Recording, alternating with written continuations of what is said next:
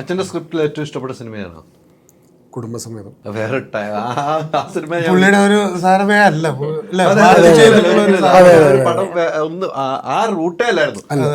അത് എപ്പോഴും ഒരു ആർട്ടിസ്റ്റ് എനിക്ക് തോന്നിയിട്ടുള്ളത് അങ്ങനെ ചെയ്യണം എന്നാണ്. അവരുടെ കംഫർട്ട് സോണിൽ നിന്ന് ബ്രേക്ക് ചെയ്ത് എക്സാക്ട്ലി വേറെ വേറെ എക്സ്പ്ലോർ ചെയ്തുകൊണ്ട്. എക്സാക്ട്ലി അത് എനിക്ക് തോന്നുന്നു കുടുംബസമേതം പൈതൃകമാണ് ഡാഡിയുടെ ആ സ്ഥിരം ജോണറിൽ നിന്ന് മാറി ചെയ്തേക്കുന്ന 2 സിനിമകൾ. ബാക്കിയെല്ലാം ഈ പറഞ്ഞ പോലെ പണ്ട് 80 കാലഘട്ടങ്ങളിൽ പറയുമല്ലോ മമ്മൂട്ടി പെട്ടിക്കുട്ടി, അത് ഡാഡിയുടെ സ്ക്രിപ്റ്റിലായിരുന്നു. ബേബി ശാലിനി, മമ്മൂക്ക, സരിത, മറ്റേ അങ്ങനെ കുറേ പേരുണ്ടായല്ലോ ആർട്ടിസ്റ്റുകൾ. ആ ടൈമിൽ ആ ഒരു ഏറയായിരുന്നു. പിന്നെ മറ്റേ കോമഡി സിദ്ദിഖിക്ക, ജഗദീഷ് ഏട്ടൻ, അങ്ങനെ അവരെ വെച്ചിട്ട് കുറച്ച് കോമഡി സാധനങ്ങൾ ചെയ്തു. അപ്പം അതിൽ നിന്ന് മാറ്റി ചെയ്ത 2 സ്ക്രിപ്റ്റുകളാണ്. ഒറ്റയടിക്ക് പറഞ്ഞ സ്റ്റേറ്റ് അവാർഡും കിട്ടി. അതെ അതെ അതെ അതെ പൈതൃകം രണ്ടും വേറെ ഒരു സിനിമ. അത് തന്നെ ഇപ്പൊ മമ്മൂക്ക കാണിക്കുന്നു. മമ്മൂക്ക വേറെ വേറെ സിനിമകൾ അതിന്റെ ഒരു ഉദാഹരണമാണ്. ടെന്നീസുകാരൻ്റെ ഒരു മാതൃകയാണ് മമ്മൂക്ക. പുതിയ പുതിയ ആളുകൾക്ക് അവസരം കൊടുക്കുന്നു, മാറി മാറി സിനിമ എല്ലാ രൂപത്തിലും മമ്മൂക്ക ഇപ്പോൾ വരുന്നുണ്ടല്ലോ. അത് ഈ മലയാളത്തിൽ വേറൊരു നടനും ചെയ്തിട്ടില്ല. ഈ ലെവലിൽ നിൽക്കുന്ന ഒരു ആക്ടറിനാണ് അങ്ങനെ ചെയ്യാൻ പറ്റുക. ആൻഡ് പുള്ളി പറഞ്ഞ പോലെ മാതൃകയായിട്ടുണ്ട് ഈ ലെവലിൽ എത്തുമ്പോൾ. ഇങ്ങനെ ഡൈവേഴ്സിഫൈ ചെയ്ത് it's very encouraging for load of script writers and story tellers. പുള്ളിനെ പോലത്തെ ഒരു മെഗാസ്റ്റാറിനെ വെച്ചിട്ട് you can think about, but it should be really different. ഈ സിനിമയിൽ വേറെയും കുറേ ആർട്ടിസ്റ്റുകളുണ്ടെന്ന് തോന്നുന്നു. അത് മമ്മൂക്ക എന്നൊരു വലിയൊരു ബിംബത്തിൻ്റെ കൂടെയാണ് നമ്മൾ കുറേ ആളുകൾ പോയി ഈ സിനിമയിൽ വരുന്നത്. പക്ഷെ അത്തരമൊരു സിനിമ പ്രേക്ഷകർ ഏത് രീതിക്ക് ഏറ്റെടുക്കും നമുക്കിപ്പോൾ പറയാൻ പറ്റില്ല. മമ്മൂക്കായാണ് ഈ സിനിമ. മമ്മൂക്കായിലേക്ക് വിശ്വാസം അർപ്പിച്ചാണ് ഈ സിനിമ വന്നത്. അതിനോടൊപ്പം നിങ്ങൾ യാത്ര ചെയ്യണം. ആ യാത്ര നിങ്ങളുടെ മനസ്സിൽ ഇപ്പോഴുണ്ടാവുമല്ലോ. ആ സിനിമ കാണുമ്പോൾ ഞാൻ ചെയ്ത കഥാപാത്രം, അല്ലെങ്കിൽ ഓരോരുത്തർക്കും ചോദ്യമായിട്ട് ഞാൻ ചെയ്ത കഥാപാത്രം ആളുകൾ മമ്മൂക്കയുടെ കൂടെയാണ് നിന്നത്. അതെങ്ങനെ ഏറ്റെടുക്കുമെന്നുള്ള ഭയപ്പാടുണ്ടാവും. സ്റ്റാർട്ട് നേരത്തെ സിദ്ധുവേട്ടൻ പറഞ്ഞ പോലെ ഒരാളുടെ കംഫർട്ട് സോണിൽ നിന്ന് പുറത്ത് വന്ന് ചെയ്യുക എന്നുള്ള രീതിയിൽ വെച്ച് എനിക്ക് പേഴ്സണലി നോക്കുമ്പോൾ എൻ്റെ കംഫർട്ട് സോൺ എക്സ്ട്രീംലി ഓപ്പോസിറ്റ് ആയ ക്യാരക്ടറാണ് ഞാനിതിൽ പോർട്രേ ചെയ്തത്. അങ്ങനെ വെച്ച് നോക്കുന്ന സമയത്ത് ജേർണി ഡിഫിക്കൽട്ട് ആണോ എന്ന് ചോദിച്ചു കഴിഞ്ഞാൽ ടു ആൻ എക്സ്റ്റെൻറ്റ് ഭയങ്കര ഡിഫിക്കൽട്ടെന്ന് ഞാൻ പറയില്ല. പക്ഷെ കുറച്ച് ബുദ്ധിമുട്ട് എനിക്കുണ്ടായിരുന്നു ചെയ്യാൻ വേണ്ടിയിട്ട്. കാരണം അതിന് മുന്നേ ഞാൻ ചെയ്ത് പടത്തുനിന്ന് എക്സ്ട്രീംലി ഡിഫറെൻ്റ് ആയിട്ടുള്ളൊരു ക്യാരക്ടറായിരുന്നു ചെയ്യുന്നുണ്ടായിരുന്നത്. അപ്പോൾ അങ്ങനെ നോക്കുന്ന സമയത്ത് ഇതുപോലത്തെ ഒരു ഫിലിമിൻ്റെ പാർട്ട് ആ ഒരു ജേർണിയിൽ നമ്മളുണ്ട് ഫ്രം ദ സ്റ്റാർട്ട്. ഇപ്പോൾ ത്രൂ ഔട്ട് നമ്മളെ പടത്തിൽ നമ്മൾ കാണിക്കണമെന്നില്ല, പക്ഷെ ഉള്ള പാട്ടിൽ നമ്മുടെ ഒരു എന്താ പറയുക ഒരു പങ്ക് അതിലുണ്ടല്ലോ. അപ്പോൾ അങ്ങനെ ചിന്തിക്കുന്ന സമയത്ത് ഇറ്റ്സ് എ ഹ്യൂജ് ഫാക്ടർ. വേണ്ട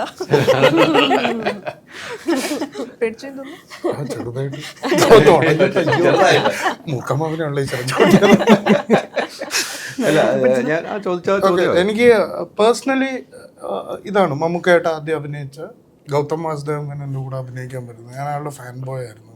ഞാൻ 12th പഠിക്കുമ്പോഴാണ് അങ്ങേരുടെ മിന്നലൊക്കെ വന്നത്.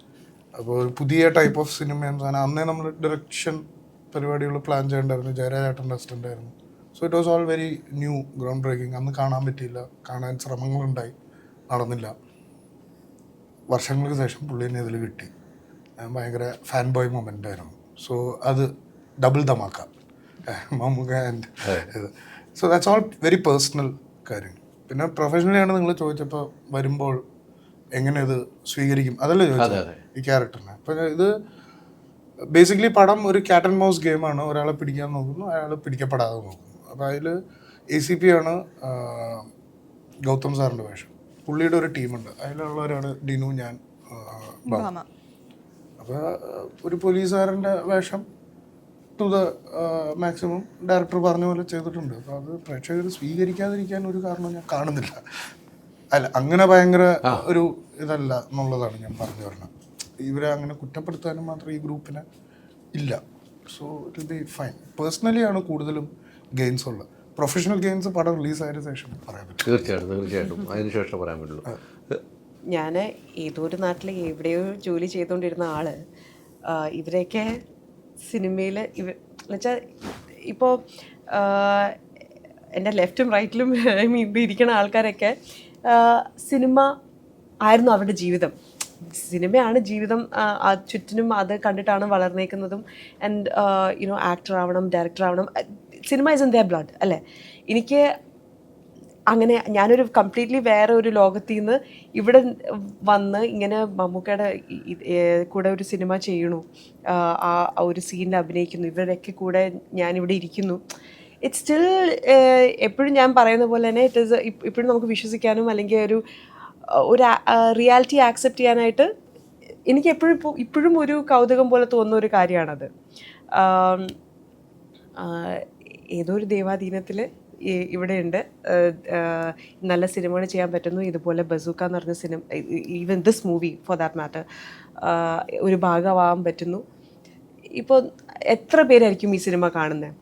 സോ അതിൻ്റെയൊക്കെ ഒരു ബ്ലെസ്സിങ് ഇസ് സംതിങ് എൽസ്. അപ്പോൾ ആ ഒരു ഫീലിംഗ് എപ്പോഴും എൻ്റെ മനസ്സിലാണ്. എനിക്ക് അങ്ങനെയാണ്, ഞാൻ അങ്ങനെയാണ് കാണുന്നത്.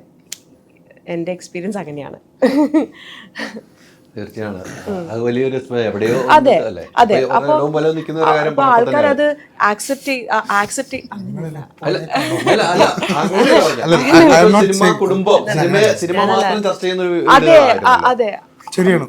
അതാണ് ഈ കുട്ടിക്കും ഉണ്ടല്ലേ എന്ത് ശ്രദ്ധിച്ചില്ല എന്ത് അല്ല, സിനിമയെ മാത്രം സിദ്ധുവേട്ടൻ സംസാരിക്കുകയാണെങ്കിൽ കൂടുതലും സിദ്ധുവേട്ടൻ is a very fun person. പക്ഷെ സംസാരിക്കുന്ന സമയത്ത് ശ്രദ്ധിച്ചു കഴിഞ്ഞാൽ സിദ്ധുവേട്ടന് സിനിമയെ പറ്റിയുള്ള നോളജ് നല്ല രീതിയിലുള്ള ഒരു വ്യക്തിയാണ്. അപ്പം പുള്ളിക്കാരൻ സംസാരിക്കുകയാണെങ്കിൽ ഓൺ എ സീരിയസ് നോട്ട് നമ്മൾ സംസാരിക്കുകയാണെങ്കിൽ സിദ്ധുവേട്ടൻ കൂടുതൽ പറയുന്നത് സിനിമയെ പറ്റി തന്നെയായിരിക്കും. പുള്ളിക്കാരന്റെ പ്രീവിയസ് എക്സ്പീരിയൻസ്, പുള്ളിക്കാരൻ ഒരു ടീനേജർ ആയ സമയത്ത് വേറെ ആൾക്കാരെ പോയി അസിസ്റ്റ് ചെയ്ത എക്സ്പീരിയൻസ്, അങ്ങനത്തെ കുറെ എക്സ്പീരിയൻസ് എല്ലാ മേഖലയും കൈവച്ചു എല്ലാം അറിയാം. അതായത് ഇപ്പൊ ഒരു കാര്യത്തെ പറ്റി നമ്മൾ അറിയാതിരിക്കില്ല, എല്ലാം പോയി അറ്റൻഡ് ചെയ്യും. ആ ഒരു നോളജ് അതെന്താ അങ്ങനൊരു ഇല്ല, ഒന്നുമില്ല.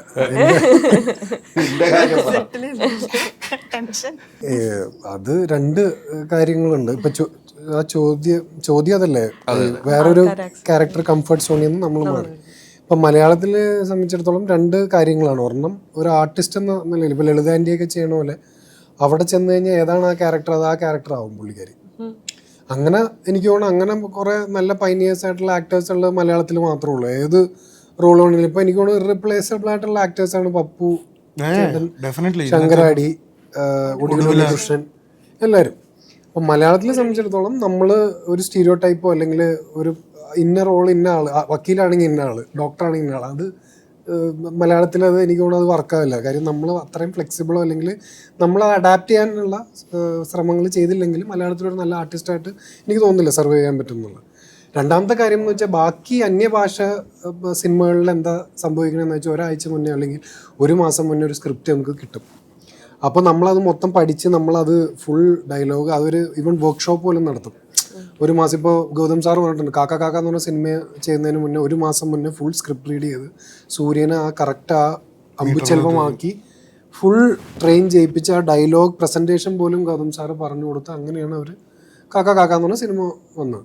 മലയാളത്തിൽ നടക്കത്തില്ല. കാര്യം എന്ന് വെച്ചാൽ മലയാളത്തിൽ ചിലപ്പോൾ അന്ന് വന്നിട്ടായിരിക്കും രാവിലെ ഡയലോഗ് എഴുതി, ചിലപ്പോൾ ആ ഡയലോഗ് മാറ്റി വേറെ ഡയലോഗ് എഴുതി, അത് നമ്മൾ അപ്പം തന്നെ പറയേണ്ടി വരും. അപ്പോൾ ഈ ഒരു ലിമിറ്റേഷൻ മലയാള സിനിമ ബാക്കിയുള്ള സിനിമ വെച്ച് നോക്കുമ്പോൾ ഉണ്ട്. അപ്പോൾ മലയാളം ആക്ടർ എന്ന് പറഞ്ഞാൽ സർവൈവ് ചെയ്യുന്നത് വളരെ ബുദ്ധിമുട്ടായിട്ടുള്ളൊരു കാര്യം. നമ്മൾ ഈ രണ്ട് ഈ പറഞ്ഞ പോലെ കടമ്പുകൾ കടന്നാൽ മാത്രമേ നല്ലൊരു ആക്ടറായിട്ട് മലയാളത്തിൽ സർവൈവ് ചെയ്യാൻ പറ്റത്തുള്ളൂ. കാര്യം നമ്മൾ അഡാപ്റ്റബിൾ ആയിരിക്കണം എല്ലാ റോളുകളും. രണ്ടാമത്തെ കാര്യം ഈ പറഞ്ഞ പോലെ നമുക്ക് അഡ്വാൻസ് ആയിട്ട് സ്ക്രിപ്റ്റോ അല്ലെങ്കിൽ ഒരു ട്രെയിനിങ്ങും കിട്ടത്തില്ല. അവിടെ വന്ന് എന്താണ് ആ ഡയറക്ടർ ഷോട്ട് നോക്കുമ്പോൾ നീ ഇങ്ങനെ അഭിനയിക്കണം എന്ന് പറഞ്ഞാൽ അത് അഭിനയിച്ചിരിക്കണം, അല്ലെങ്കിൽ അയാൾ കട്ട് പറയും. അപ്പോൾ ഞാൻ ഇങ്ങനെയാണ് ഉദ്ദേശിച്ചതെന്ന് പറഞ്ഞു കഴിഞ്ഞാൽ നടക്കില്ല, എൻ്റെ മുഖത്ത് ഇത്ര ഇങ്ങനെ വരത്തുള്ളൂ എന്ന് പറഞ്ഞു കഴിഞ്ഞാൽ നടക്കത്തില്ല. ഇതാണ് എൻ്റെ മുഖത്ത് വന്നിരിക്കണം, വന്നേ പറ്റൂ. അതെ അതെ അതെ വന്നില്ലെങ്കിൽ അല്ലെങ്കിൽ അതെ സർവൈവ് ചെയ്യാൻ പറ്റത്തില്ല. വാട്സാപ്പ് വഴി ഇംഗ്ലീഷ് പഠിക്കാൻ ഇംഗ്ലീഷ് കഫേ ഉള്ളപ്പോൾ ഇംഗ്ലീഷ് ഒരു വിഷയമേ അല്ല. English cafe, we present you the perfect English. WhatsApp now 9633 888 575.